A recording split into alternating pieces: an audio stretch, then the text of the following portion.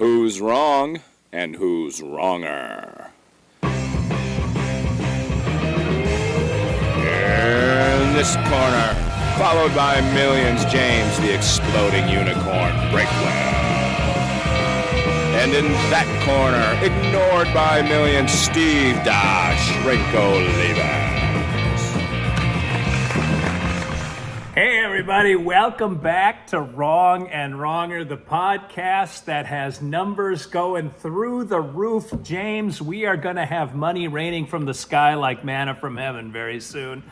But in the meantime, I'll introduce the co-host. I am Steve. I'm just now realizing I wore this exact same shirt last week, Olivas, and he is James, owns at least two shirts, Breakwell.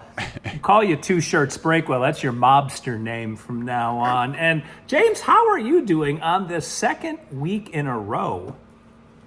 I am just riding that high from the mega episode last week where you nearly died and incurred massive expenses to get us a very modest boost in viewership and listenership. So thank you for really throwing it on the line there. It's you're the guy in the basketball game who's not afraid to die for the ball. Really sacrifice your body for the cause.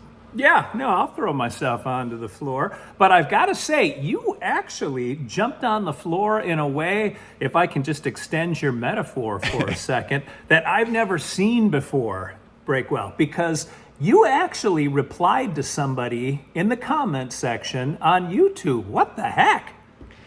I forget that there are YouTube comments, so I have replied a few times, but usually it's like 6 months late, and by then they've moved on. They probably don't even have electricity anymore. I mean, anybody watching us is not on the path to good finances. Let's be honest here. This is a stepping stone to being broke. But yes, I do sometimes reply, especially that one though, because I had made a big deal about we were going to get 10 comments. Yep. And then I think we got 14 comments there and 17 comments on Substack and 4 comments on Facebook, and then you got like a bajillion on Twitter. So holy cow, we had listenership definitely in the double digits this time. Definitely, and the commentership actually went up to 18 on the YouTube. Whoa. Well, are you counting mine though? Nope, it's 19 with yours. Wow. Holy cow. And I think when I made that comment, I intended to reply to more people, and then I promptly just moved on with my life. All right, now we're back. For a minute, I thought you were actually becoming a real human being, but now I realize that was just a flash in the pan. All right. If I had any level of stick-to-itiveness or follow-through, man, this podcast would be huge. But we found the limiting factor. It is me. Yeah, we're very popular among people that have nothing to do on a random Thursday morning when they can watch and they can listen. So I'll take it where it comes, James. Absolutely. So, but what actually... When I was setting this up, I messaged you. I was hoping to record, and you seemed to be in the middle of something. You want to share with everyone what you were in the middle of when I messaged you? Oh, you mean yesterday? Yeah. Yesterday, we had a bit of a rattlesnake issue on adequately named enough Rattlesnake Ranch. I was helping Mrs. Steve clear out one of our 3 wood piles, and she's already cleared out one, and we've got one to go that we might actually wait until winter when the snakes become less active, because almost immediately, like it must have been the first, maybe the second board I moved, and that was my job. I had a rake and I was pulling boards towards us because we knew there might be a snake in the wood pile. And then Mrs. Steve would be the one, because I'm not supposed to lift anything, she lifts the boards and throws them into the truck. And I swear to God, it was the first thing I moved, and that sucker was coiled up, and I think I sent you a picture of him. Mm-hmm. And as soon as he saw us, of course, we both froze, he and I, and kind of stared at each other for a second. And then I held my ground because I had a metal rake in my hands, and he dove under the wood pile. And it probably took us 2 hours to find him and extricate him and throw him in the woods, because we basically had to take the whole wood pile apart, throw it in the truck before we finally got to him. And I'll tell you, I've encountered several rattlesnakes on Rattlesnake Ranch here. I have never been around one as pissed off as this one was, because when we got down to the last couple boards, and that son of a gun waited till the last possible board, he kept diving under boards, but he started rattling so hard, it sounded like his tail was vibrating, and it didn't stop for like a full 10 minutes. He just kept that thing going, and finally, we got him out of there, and hopefully he's living a long and, like me, with a new lease on life kind of life in the woods near the woodpile. As always, your stories raise more questions than they answer. You, a man who just spent a substantial amount of money to stay alive, who recently got winded just getting out of a chair, who was probably in the weakened state to become one of the 3 people a year in the United States who die from rattlesnake attack.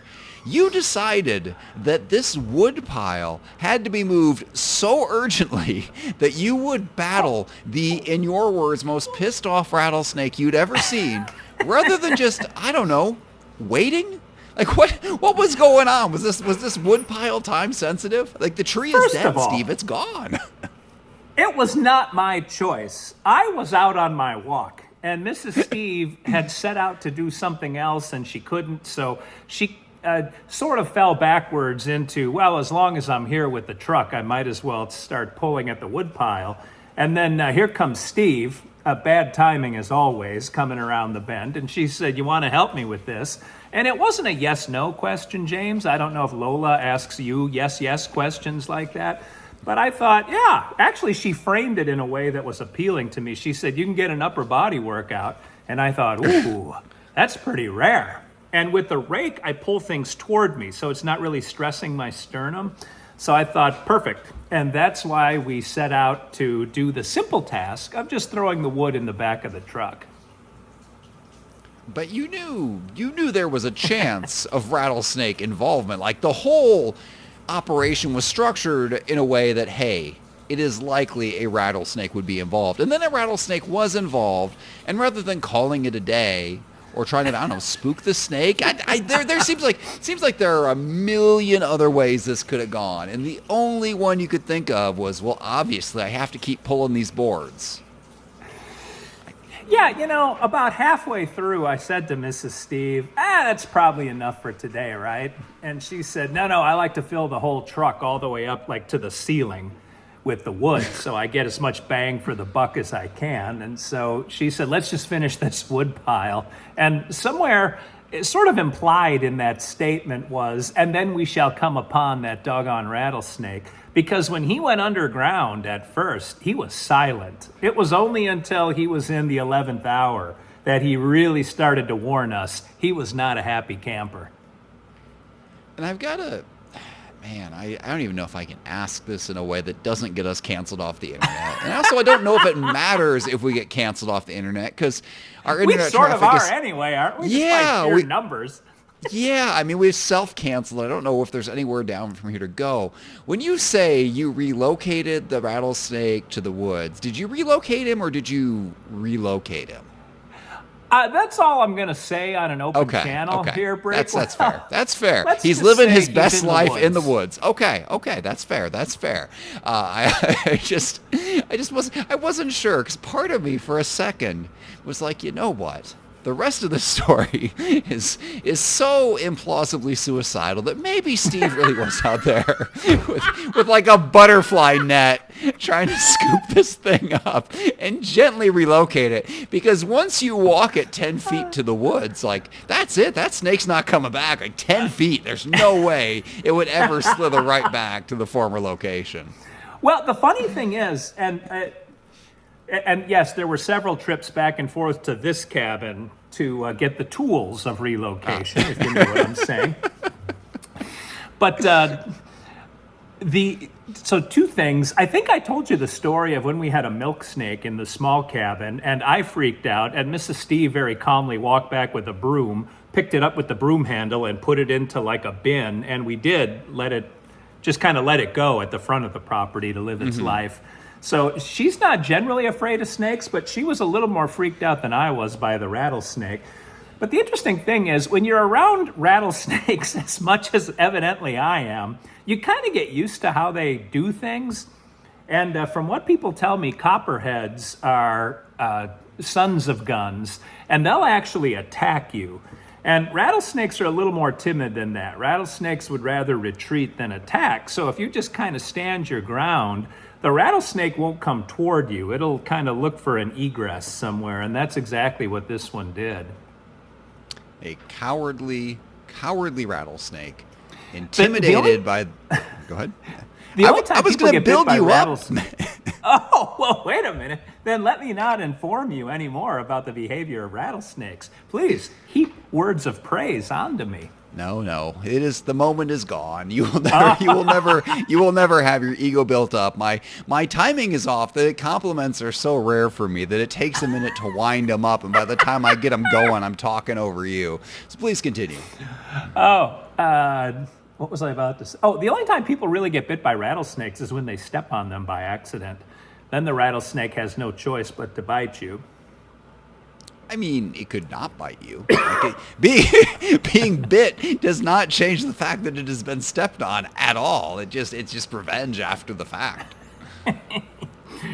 Well, I will say that this was just another in a long list of encounters that I've had with rattlesnakes. However, I did, now when I say that about copperheads, I was rushed, like bull rushed by a rattlesnake.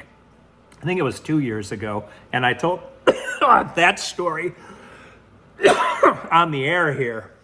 It was when I accidentally came upon 2 rattlesnakes that were mating, and the male did not take kindly to my coitus interruptus.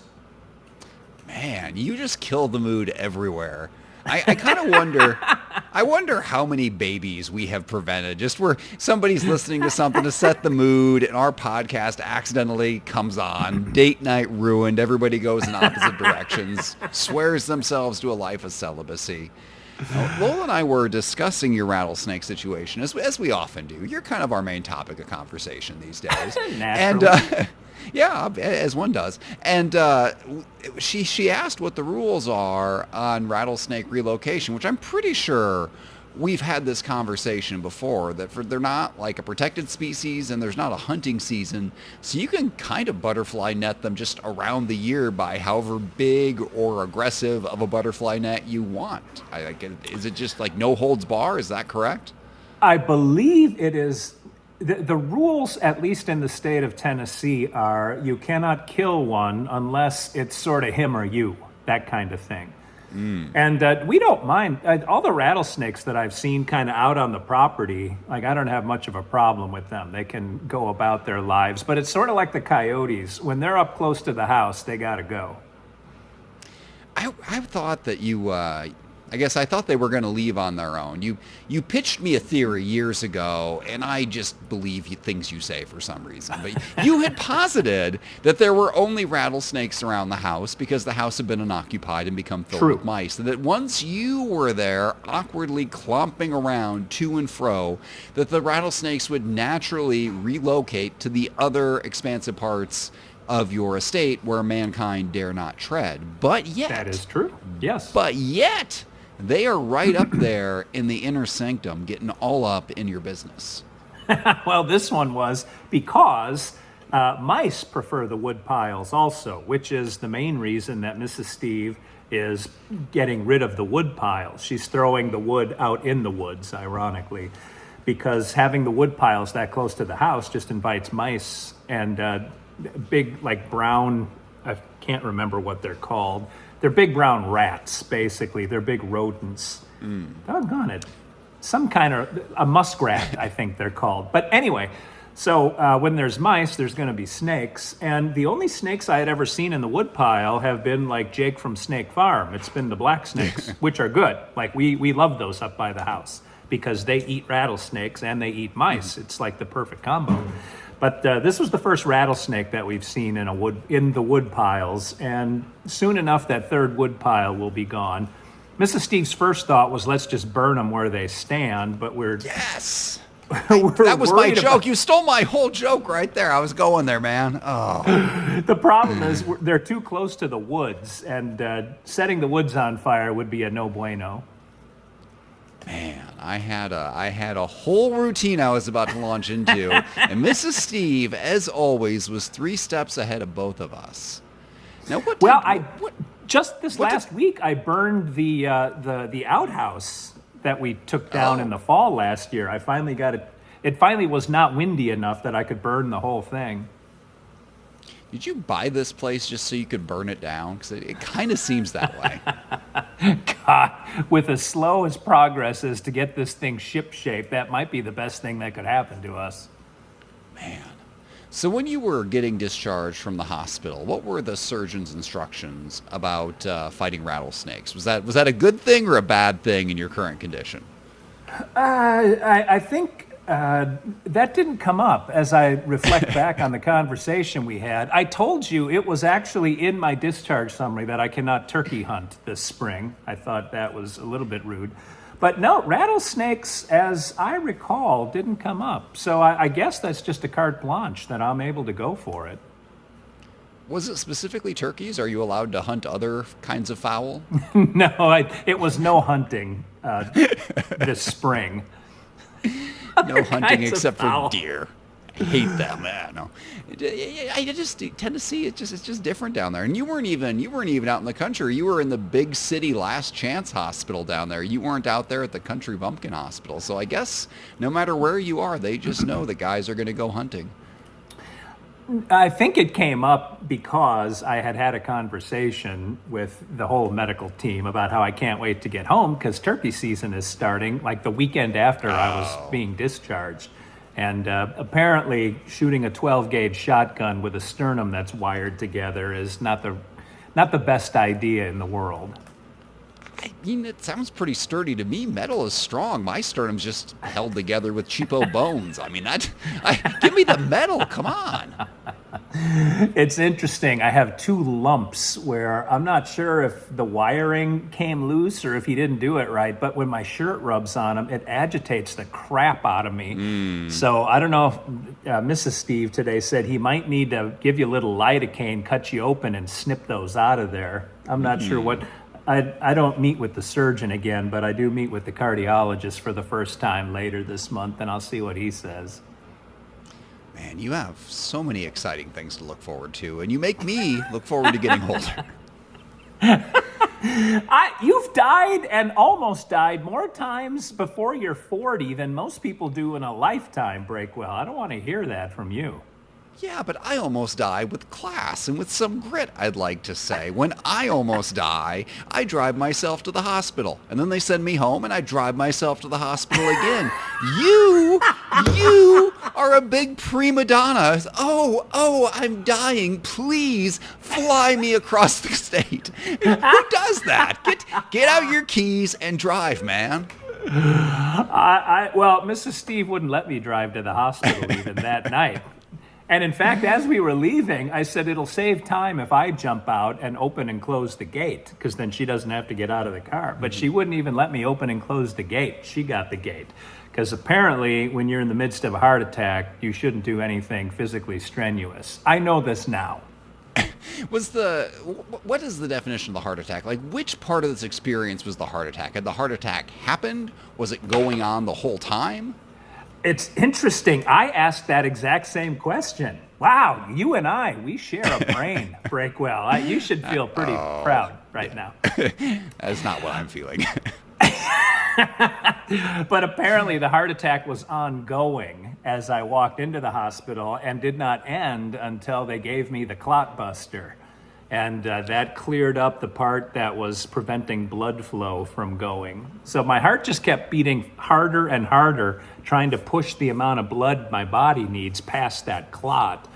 And it was already, I guess, working pretty hard because most of my other heart arteries and veins were at almost 100% clogged as well. So what I'm hearing is that your heart has been getting an incredible workout probably for years and is probably Yeah. stronger than anybody else's heart. And now that you have those bypasses to get your heart all the blood it needs, I mean, you will presumably live forever. I'm going to be like a superhero in a Spider-Man comic book. Yeah. I mean, a supervillain. Wow. Who am I to say I'd be a superhero, Breakwell? Come on. You mentioned this before. I don't know if we got into it specifically. Did you say the doctor thought it was genetic, or did they just kind of shrug and be like, we don't know where this came from?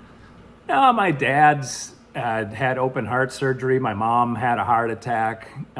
My mom's dad died of a heart attack. Like, I've got a long and distinguished family history of clogged arteries. So I think my body doesn't deal with cholesterol as efficiently as most people's bodies do. So I was kind of set up for this. Gotcha. But that, you're still here. You are in the age of modern medicine, so hopefully you can take your super strong heart and get back to eating cheeseburgers and fighting rattlesnakes and living your best life in general. I don't think my heart rate got above 65 with that rattlesnake. I kind of knew what he was doing, and I knew what we were doing. And the funny thing is, usually when I'm out working on the property, I have my boots and my jeans on. I was out for a walk, so I had jogging shorts and my tennis shoes on. And that's what I was working on the wood pile in. I'm gonna walk you through a hypothetical situation because I just want to know what you say, because it's really not that hypothetical. So flashback to this exact situation: you're moving boards, but instead of not getting bit, you get bit, because that's what happens when you keep chasing a rattlesnake under the same wood pile. So you, a recent heart attack victim, with wires in your sternum, this rattlesnake bites you and it injects you full of venom, and Mrs. Steve drives you to the hospital. What do you say to the doctor? The doctor who probably just saw you 7 weeks ago. The good news is I was there for the third shift, the overnight shift for the heart attack. This would have been at what time did you text me? 2 p.m? So it would have probably been a different nursing staff and a different doctor on duty right then. So I could have probably gotten away with telling them this was my first visit ever to the hospital. I'm a beacon of health. What this reminds me of is back when heart transplants were more rare, somebody got a brand new heart and then they climbed Mount Everest, and just the blowback was immense. Like, what are you doing? You're wasting this precious organ. Why would you do that? And then here I have you with a second chance at life. First chance you get, you go out to fight a rattlesnake when there were clearly 1,000 different ways to de-escalate that situation. And you know what? I'm not going to shame you for it. Good on you. I might tell you to go see the doctor if you're in the midst of a heart attack, but if it comes to rattlesnakes, I say just go for it. You just fight all the rattlesnakes you can, because rattlesnakes kill way fewer people than heart attacks. So I think statistics are on your side. I think if you fight 100 rattlesnakes, you'll probably survive 96 of those encounters. So you're good to go. Well, my buddy Steve, who works for the water company here, who actually dug a rattlesnake out of the hot tub when we first moved in, he's had been bitten twice by a rattlesnake, and he lived to tell the tale. So apparently you are correct in that rattlesnakes don't kill as many people as those old westerns would have you believe. Well, I think you just have to be small. It's just when you get big and dumb like us, we're just harder to kill. There's just a lot more mass there the venom has to make it through. If you were a small child, like, for example, my kids, maybe Rattlesnake Ranch would be the worst place on planet Earth to visit. I think if I were looking at houses and I saw a single rattlesnake on the viewing, that would be it for me, not just for that house, but for the county and probably the entire state. But you saw all these rattlesnakes and you thought, you know what this makes me think of? Home. And so it was.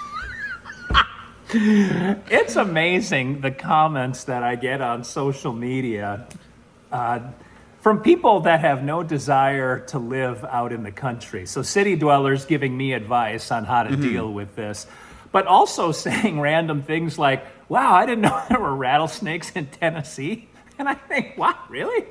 And the other common one that I got was, well, this put your new heart to the test, so that's good news. And so, yeah, I do think that this might have exercised a part of me that wouldn't have gotten exercise otherwise. your flight or fight response is broken. You neither fought Yes. nor flew, you simply continued doing chores. And I don't think that's the right response in a survival situation, but you are still here against the odds, and that counts for something. And I look forward to getting many more random rattlesnake pictures from you for years to come. When you texted, I was literally like knee deep in wood trying to rake toward the rattlesnake. And you wanted to record yesterday. And I was like, I don't know when this is going to end, this saga. So I sent you the picture to prove what I was going through. Not only did you not stop chores to avert a rattlesnake attack, you stopped to text with me. The snake was right there, and you stopped to text with me. Don't take your eye off the snake, Steve. You get all pissy when you text me and I don't text you back right away. So I didn't want to deal with the Breakwell attitude. Only when you're like, hey, I'm going into life or death surgery, and then I don't hear from you for 3 days. That's what I'm talking about right there. But in this case, I think you can probably skip for an hour or two. Next time, finish fighting your snake, then text me back. I will not complain. Well, lessons we learn along the way. One of the lessons we learn is that we're going to keep this podcast down to the amount of time we usually do, which is 25 minutes, and we're already a little long. So let me walk us out of here until we meet again next week and we see if I am wearing the same shirt that I was this week and if Breakwell might own a third. This is Steve. Dr. Steve, I only own one t-shirt. I'll leave us for James. At least I have 2 exploding unicorn. This is all running together in my head. Breakwell saying thanks for watching. Thanks for listening. Don't go attacking a rattlesnake this week. And if you do, relocate it to the woods. And until we meet again, remember 2 wrongs can make a right.